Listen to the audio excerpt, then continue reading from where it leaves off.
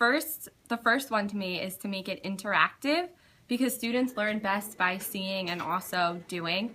So I love to show them videos from BrainPop Junior or YouTube, and that way they can visually see it, and then they can also do the problems from BrainPop Junior or if it's a YouTube video.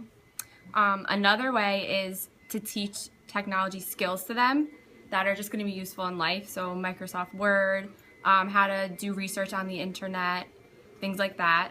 And also management of the classroom is a big one for me. On my smart card, I'll always post directions to the students and also centers, so what center the students are going to each day, if it's math centers or reading centers. Based on the information from the articles from the National Association for the Education of Young Children and the International Society for Technology in Education, some of the main benefits for integrating technology into the classroom are that it improves student learning because it engages the students to a higher degree. It prepares them for 21st century skills that they're going to need in the real world, such as complex thinking, creative problem solving, and overall collaboration with their peers. It enhances participation of children with disabilities. It's an effective tool for English language learners. And it's a great tool for teachers because it's great for organization and grading as well. And overall keeps the students on task and interested.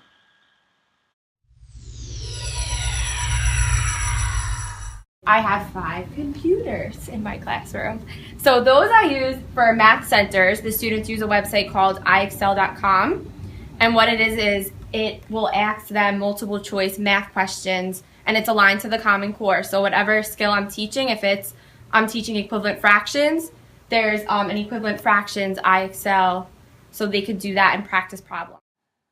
Based on the articles, here are some examples on how to incorporate technology into math. One of the first ones is virtual math manipulatives, diagrams, and simulations. This picture shows a virtual geoboard that you can work with geometry and shapes. You can also use online games with math concepts and some simple ways to incorporate it with calculators, Excel spreadsheets, and interactive whiteboards. Use websites like intothebook.com where they practice different reading comprehension skills. Sometimes I'll have them watch a BrainPop video on a certain skill. I also use a website called mobymax.com, which they listen to books and answer comprehension questions, and then I can view how they did on those comprehension questions. So I use it all the time, every day, basically. I'm always on my cart. I also have the capability to project with my document camera. So if I want to take their math workbook and project the workbook page that they're doing, I have that capability too, to project it onto the whiteboard. Some examples on how to incorporate technology and literacy are through concept mapping software. An example is Kidspiration, and that is shown in the picture. You can also use word processing and writing tools such as Microsoft Word. You can use electronic books, online texts, audiobooks, and program reading instructions such as RazKids. RazKids gives students the ability to read according to their reading level. So this is my Mimeo cart, and what it is, it's a smart cart. So it's hooked up to a computer it's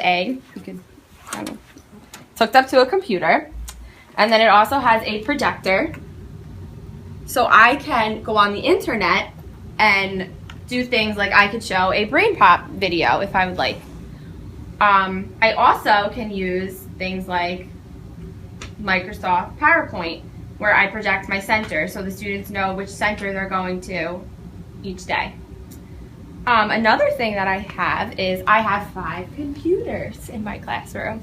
So those I use for math centers. The students use a website called iexcel.com, and what it is it will ask them multiple choice math questions, and it's aligned to the Common Core. So whatever skill I'm teaching, if it's I'm teaching equivalent fractions, there's an equivalent fractions iExcel, so they could do that and practice problems. Some examples of how to use technology in general are through digital imagery, which is videos and images you can bring into your lesson. You can also use a smartboard to project what you're working on so you and your students can work interactively. There's also student computers and laptops that you can use for individual use, stations, they can use educational games, quizzes, reading on it, etc. They can also research and do presentations with PowerPoint and Prezi and just use your internet overall. Big one is the Brain Pop Junior. Students learn best by seeing and doing through interactive. So they just love whenever I want to put on a Brain Pop video, especially for math concepts, because I'll give them a whiteboard at their desk, and sometimes I'll pause the video, and then they get to do the problem at their seat, and then they get to view the answer as opposed to just me standing up there teaching it all the time. Another big one is intothebook.com. It's an interactive reading comprehension website, and the students get to listen to different stories, and they're funny themes. They're about pirates and monsters, things that kids can relate to, and it's interactive. They get to click and drag things, so it's fun for them. And also abcya.com, because that's all fun math games, literacy games, and they get to learn and practice skills through games.